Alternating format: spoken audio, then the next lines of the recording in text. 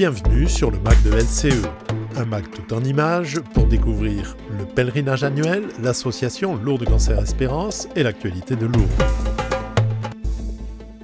Un week-end spirituel pour la délégation des Alpes-Maritimes et du Var. Au service des célébrations du pèlerinage, les hospitaliers s'activent dans la discrétion pour que tout se passe bien.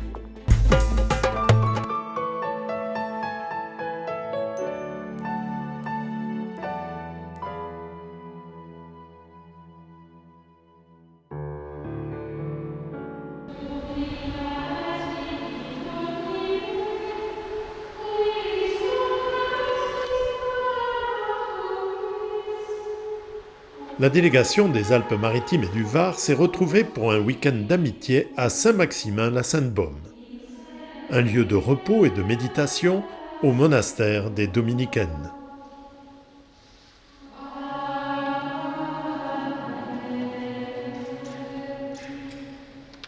L'idée, c'était de refaire un week-end d'amitié, je dirais, suite à celui qu'on avait organisé en septembre 2021 pour remplacer le pèlerinage qui était annulé cette année-là, et où ici les membres de la délégation m'avaient dit que ça serait quand même bien qu'on se retrouve quelques jours. Ils étaient frustrés de ne pas pouvoir aller à Lourdes.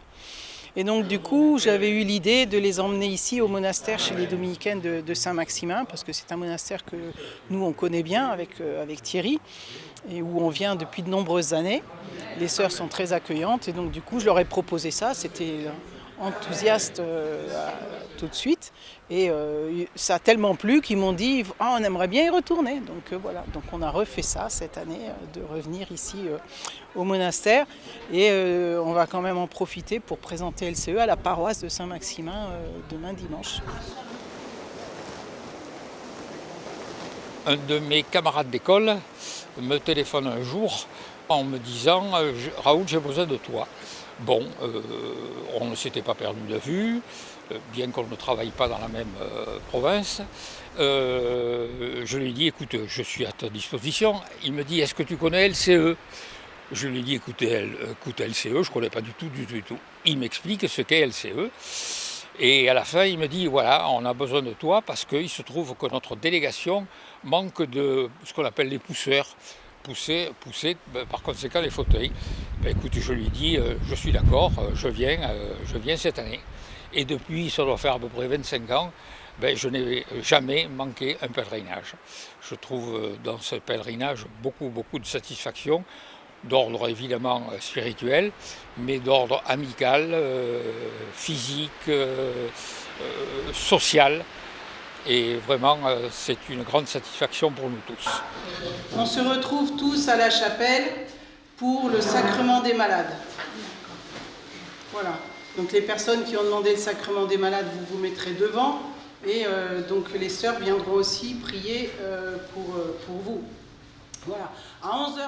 Je travaille en milieu hospitalier en oncologie et j'ai une patiente qui m'a parlé de LCE, Lourdes Cancer Espérance, du 06.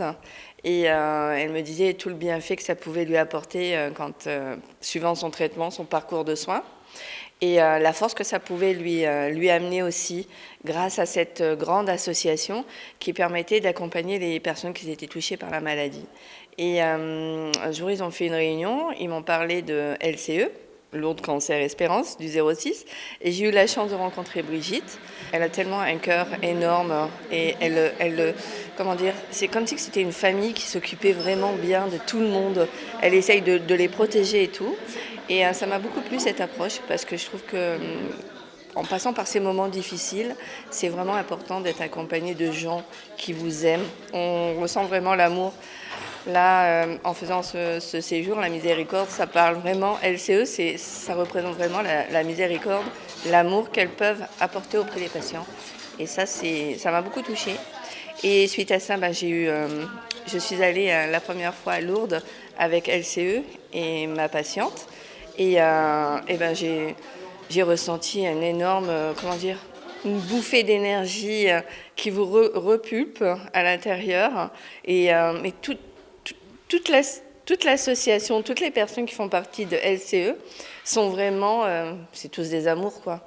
Parce qu'ils sont tous proches de vous, plus ou moins, et ils vous accompagnent vraiment pendant les périodes difficiles ou à long terme, tout ça. Et ça, c'est vraiment important.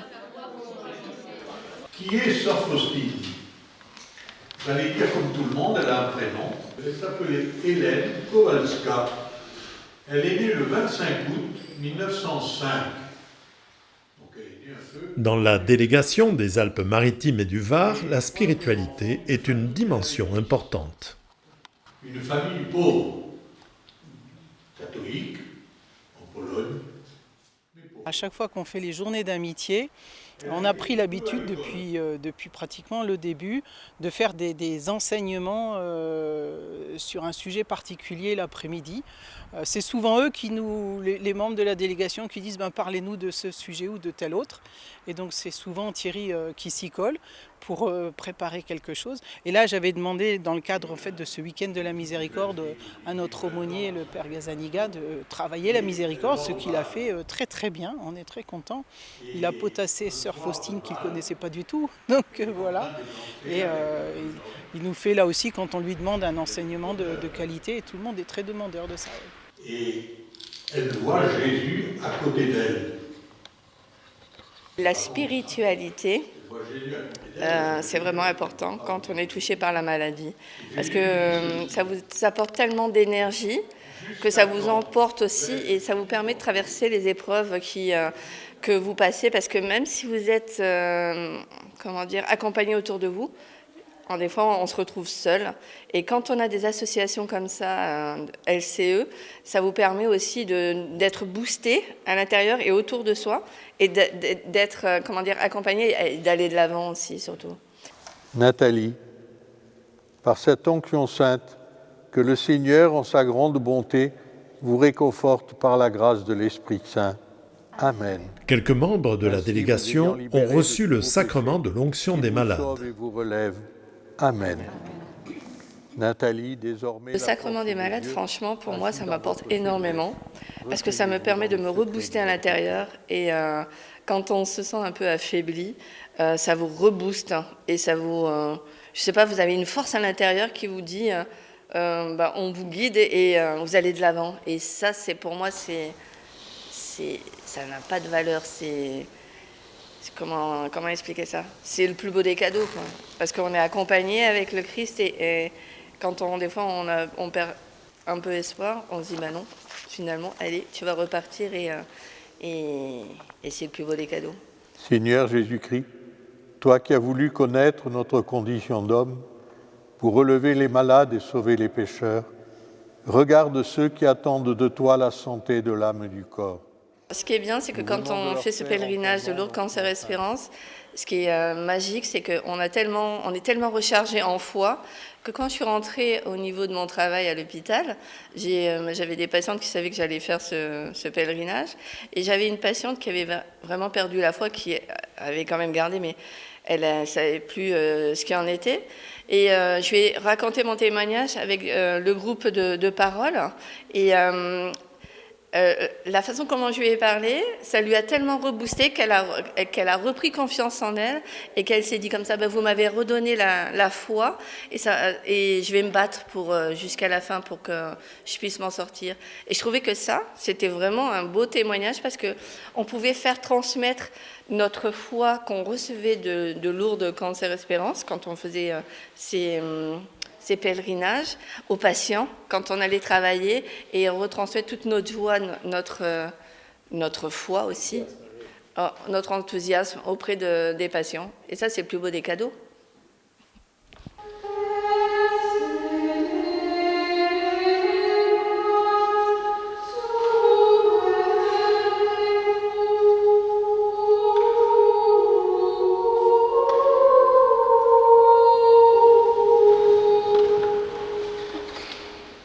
Ce qui caractérise la délégation, c'est une forte cohésion, je dirais, entre les différents membres. Il y a beaucoup de solidarité, beaucoup de personnes qui n'ont pas pu venir, mais on a un lien WhatsApp, en fait, les gens qui ont accepté d'être dessus, et donc on garde le contact aussi comme ça avec les absents. Et Et bien qu'on soit un peu distendu au niveau géographique, il y a effectivement une bonne cohésion entre les anciens, les moins anciens, les nouveaux. Et donc on attend des nouvelles personnes toujours aussi, hein, comme dans d'autres délégations. Il y a toute une fraternité, une joie qui se dégage des relations qu'on peut avoir avec les uns ou avec les autres, avec les malades comme les non-malades, qui fait que, je crois, il est largement commun de dire qu'à Lourdes, on appelle ce pèlerinage le pèlerinage de la joie. Et c'est vrai que se dégage toujours de ce pèlerinage beaucoup de joie, beaucoup de sympathie, beaucoup d'empathie, je dirais, qui fait que, bon, c'est vraiment, quand on a goûté une fois à ce pèlerinage, on ne peut plus s'en passer. Voilà.